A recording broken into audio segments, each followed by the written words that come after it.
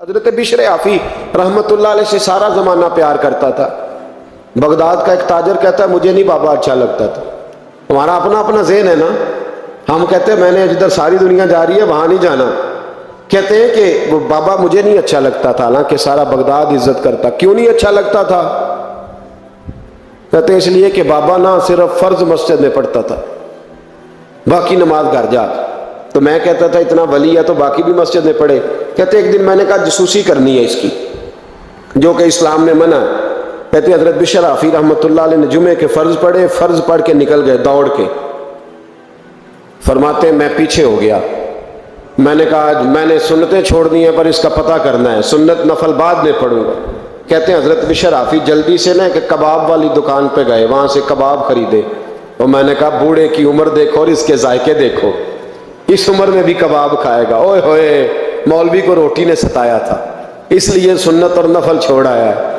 کہتے ہیں تھوڑا سا وہ آگے بڑھے تو نان بھائی کی دکان سے نا نان خریدے۔ میں نے کہا دیکھو یار، دیکھو اس کے ذائقے، گرم نان کھائے گا۔ بہت سارے لوگ بغداد میں رات کی روٹی کھاتے پر یہ گرم کھاتا ہے۔ کہتے ہیں حضرت وہ نان اور کباب لے کے نا جنگل کی طرف مڑے تو میرے دل میں خیال آیا یار بڑا ہی اس آدمی کا عجیب ذہن ہے، یہ اب سبزے پہ بیٹھ کے یہاں موج کرے گا، کھائے پیے گا، اور سنت نفل چھوڑ دی، اللہ ہزاروں مرید ہیں۔ کہتے ہیں حضرت جنگل میں داخل ہوئے، تھوڑا سا سفر کیا تو کچی آبادی آ گئی۔ کچی آبادی، ایک کچے مکان کی ٹوٹا ہوا دروازہ، باہر سے کنڈی لگی۔ بغداد کے ننگے پاؤں چلنے والے ہزاروں مریدوں کے اس پیر نے کنڈی کھولی، اندر گئے، ایک فالج زدہ بابا جی بیٹھے۔ کہتے حضرت بشر عافی نے اپنی ایک پگڑی کھولی اور اس آدمی کے منہ سے پانی نکل رہا تھا، رال ٹپک رہی تھی۔ کہتے پہلے اپنی پگڑی سے منہ صاف کیا، پھر پیالے سے پانی ڈال کے منہ دھویا، پھر حضرت اس کے ٹانگوں پہ کپڑا ڈال کے روٹی کا لقمہ توڑ کے اس کے منہ میں ڈال کے کہنے لگے بابا ناراض نہ ہونا، جمعے والے دن مجھے دیر ہو جاتی ہے، ابھی تو میں نے سنت اور نفل بھی پڑھنے ہیں، ناراض نہ ہونا، مجھے دیر ہو جاتی ہے۔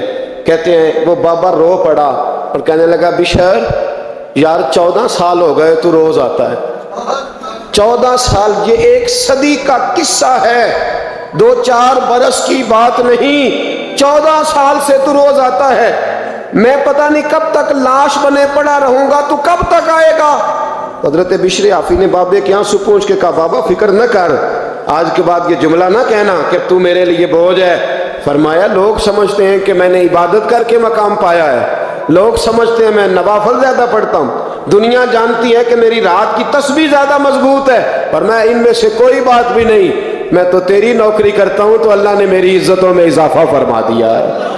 سوچ ہی صاف نہیں، نظریہ ہی ٹھیک نہیں، فکر ہی ٹھیک نہیں۔ اسلام نظریے کا مذہب ہے، سوچ کا۔ مسند امام احمد بن حنبل کی حدیث سنی، حضرت انس بن مالک فرماتے ہیں جب انسان نے روزہ رکھا ہوتا ہے نا تو روح ویسے ہی پاک ہوتی ہے اس کی۔ میں نے یہ سوچا کہ کچھ باتیں ایسی کی جائیں جس سے تھوڑی سی سوچیں بھی تبدیل ہو، کچھ سوچوں کا وضو، سوچوں کا غسل، افکار و نظریات کی بھی بات ہو۔ ہم سمجھتے ہیں کہ شاید کثرت عبادت اصل ہے۔ اقبال کہتے ہیں یہ ذکر نیم شبی، یہ مراقبے، یہ سرور، تیری خودی کے اگر نگہباں نہیں تو پھر کچھ بھی نہیں، تیری خودی کے اگر، اور پھر عام چیز نہیں کہا یہ ذکر نیم شبی، سویرے شہری کا ذکر، یہ مراقبہ، یہ جو تو گھنٹوں اللہ کی یاد میں بیٹھا رہتا ہے، یہ سرور، کہتے بے کیف عبادت نہیں، سرور والی، یہ ذکر نیم شبی، یہ مراقبے، یہ سرور، تیری خودی کے اگر نگہباں نہیں، اگر تیرے نظریے کو نہیں بدل سکے، تیری سوچ نہیں بدل سکے، تیرا ایمان مضبوط نہیں کر سکے، تیری خودی کے اگر نگہباں نہیں تو پھر کچھ بھی نہیں۔ اور خرد نے کہہ بھی دیا لا الہ الا اللہ تو کیا حاصل، دل و نگاہ، دل و نگاہ، دل و نگاہ اگر مسلمان نہیں تو پھر کچھ بھی نہیں، دل و نگاہ۔ اقبال کہتے ہیں ایک دل کا کلمہ پڑھ، دوسرا نظر کا کلمہ پڑھ، ان پہ پابندی لگا۔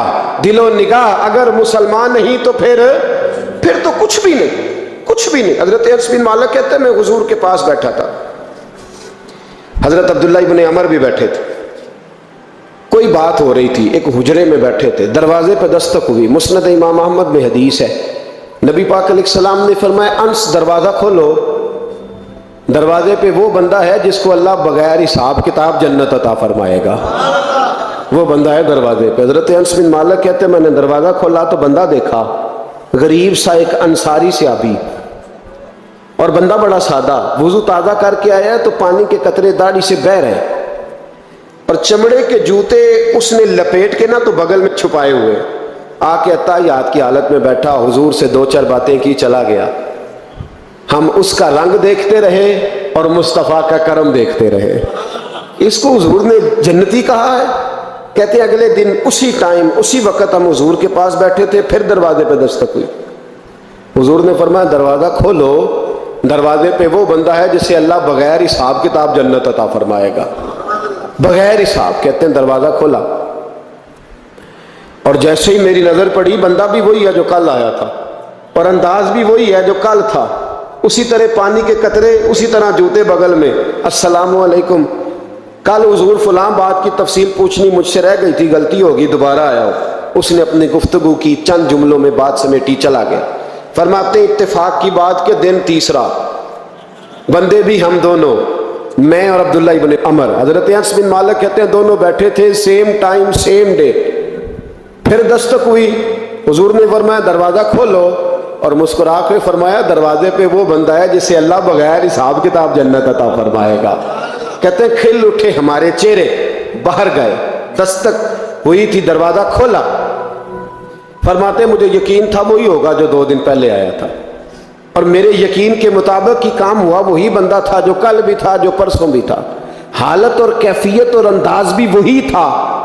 پانی کے قطرے بہہ رہے ہیں، اور اس شخص نے جوتے بغل میں دبائے ہوئے خدمت میں حاضر ہوا، بیٹھ گیا، بات چیت کی، چلا گیا۔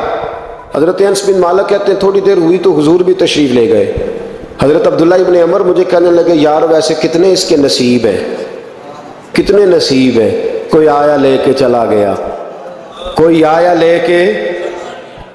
لے کے چلا گیا، کوئی عمر بھر بھی نہ پا سکا، میرے مولا تجھ سے گلا نہیں، یہ تو اپنا اپنا نصیب ہے، یہ تو اپنا اپنا، اور نہ کسی کے حال پہ طنز کر، نہ کسی کے غم کا مذاق اڑا، وہ جسے چاہے جیسے نواز دے، یہ مزاج لطف رسول ہے صلی اللہ تعالی علیہ وسلم۔ کہتے ہیں ہم لوگ گفتگو کرنے لگے، عبداللہ ابن عمر مجھ سے کہنے لگے یار ویسے پتہ کرنا چاہیے یہ کون سا عمل کرتا ہے، پتہ کرنا، جیسے ہم نہیں پتہ کرتے کہ یہ بندہ بڑا چمک گیا، پتہ کرو کون سا کاروبار کرتا ہے، ذرا اس کی جاسوسی تو کرو۔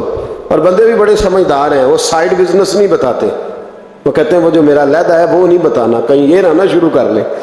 حالانکہ انسان کے پاس جو خوبی، جو اللہ نے اسے دولت دینی ہوتی ہے، وہ اپنا اپنا نصیب ہوتا ہے، وہ گھر میں بیٹھے بھی اللہ عطا کر دیتا۔ وہ کہتے ہیں کہ پتہ کرو کیا عمل کرتا ہے، تو حضرت عبداللہ ابن عمر کہتے ہیں میں اس کے پیچھے ہو گیا، اس سے سلام لی، تو میں نے کہا مجھے 2-3 دن کے لیے مہمان بنا لو گے، مان نہ مان میں تیرا مہمان، 2-3 دن کے لیے مہمان بنا لو گے؟ تو کہتے ہیں مجھ سے کہنے لگا کوئی گھر میں جھگڑا ہو گیا، کیونکہ پڑوس میں تو تمہارا قریب ہی تو تمہارا گھر ہے، میرے مہمان بننے کو جھگڑا ہے؟ تو میں نے کہا چلو ایسے ہی سمجھ لو، پر مجھے مہمان بنا لو۔ کہتے ہیں میں 3 دن اور 3 راتیں اس شخص کے ساتھ رہا، وہ کتنا صدقہ کرتا ہے میں نوٹ کرتا رہا، نماز کتنی پڑھتا ہے، اس کا کیا، میں چاہتا تھا کہ وہ عمل مجھے ملے، اس کی برکت سے مصطفیٰ نے اسے 3 مرتبہ جنتی فرمایا ہے تاکہ وہ کیفیات مجھے بھی ملے۔ حضرت عبداللہ ابن عمر کہتے ہیں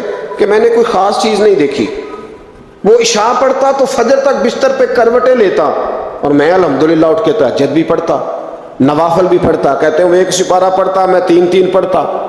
فرماتے ہیں اس نے 3 دنوں میں کھجور بھی صدقہ نہیں دیے کہ کھجور بھی، اور میں نے بڑے بڑے غریبوں کی مدد کی۔ میں کہنے لگا کہ عمل تو میرا زیادہ ہے اس سے، پھر خوبی کیا ہے؟ خاص توجہ کرنا، اسلام اور دین کا جو فکری اساس ہمیں صحابہ نے دی۔ حضرت عبداللہ ابن عمر کہتے ہیں میں نے 3 دن اسے کہا بھائی اللہ تیرا بھلا کرے، تو نے بڑی خدمت کی، میں نے جانا ہے میرا کوئی جھگڑا نہیں ہوا تھا، میں تو بس تیرا عمل دیکھنے آیا تھا کہ تو عمل کیا کرتا ہے۔ تو وہ صحابی کہتے ہیں مجھے کہنے لگے یار تو میرا عمل دیکھنے آیا تھا، مجھے بتا تو صحیح کیا نے، اور کیوں دیکھنے آیا میرا عمل، تجھے کیا ضرورت پڑی میری جاسوسی کی؟ تو کہتے ہیں مجھ سے جب اس نے سوال کیا تو میں نے اس کو کہا بھائی تو 3 دن آیا نا ہم بیٹھے ہوئے تھے؟ کہا ہاں میں آتا رہا ہوں۔ کہا تینوں دن نبی پاک نے فرمایا اللہ تجھے بغیر حساب کتاب جنت عطا فرمائے گا۔ تو میں چاہتا تھا کہ میں ذرا جاسوسی کروں، ذرا دیکھوں، کھوج لگاؤں کون سا ایسا عمل ہے، آپ بھی ذرا دھیان دیجئے گا، کون سا ایسا عمل ہے، حالانکہ تو عشاء پڑھتا ہے اور اٹھ کے فجر پڑھتا ہے، میں تہجد بھی پڑھتا ہوں، تیرا سپارہ 1 ہے میرے 3 ہے، کون سا ایسا عمل ہے جس کے سبب تجھے جنت ملے گی؟ کہتے ہیں وہ صحابی کہنے لگے یار کوئی ایسا عمل نہیں، کوئی شے نہیں، میں اس قابل ہی نہیں، من نانم کے من دانم، جو میں ہوں مجھے پتا ہے۔ کہا پھر کوئی بات تو ہوگی، تیری مہربانی بتا دے، میں نے 3 دن 3 راتیں محنت کی ہے، بتا دے۔ کہتے وہ کہنے لگے اگر تجھے بتاؤں نا تو پھر سن، میں جب رات کو سوتا ہوں تو اپنے دل پہ نظر ڈالتا ہوں، اور سویرے جب اٹھتا ہوں تو پھر اپنے دل پہ نظر ڈالتا ہوں، موبائل پہ نہیں، کنجی پہ نہیں کہ چابیاں کدھر ہیں، بٹوے پہ نہیں، میں رات کو سوتے ہوئے بھی اپنے دل پہ نظر ڈالتا ہوں، سویرے اٹھتے ہوئے بھی میں سب سے پہلے اپنے دل پہ نظر ڈالتا ہوں۔ فرماتے ہیں الحمدللہ میرے دل میں کسی کا حسد نہیں ہے، کسی کے بارے میں کوئی کینہ نہیں ہے، کوئی کسی کے بارے میں میل نہیں، میں اللہ کے ہر بندے کے بارے میں سوچ، نظریہ، فکر اچھی رکھتا ہوں۔ اور فرمایا میں تیرے بارے میں بھی عبداللہ یہی سوچتا ہوں کہ تو مجھ سے زیادہ نیک ہے۔ الحمدللہ اس وقت بھی میرا ذہن یہ ہے کہ انس بن مالک مجھ سے زیادہ پرہیزگار ہے، اس وقت بھی میری سوچ یہ ہے کہ محبوب کے سب صحابہ میں سب سے کمزور میں ہی ہوں۔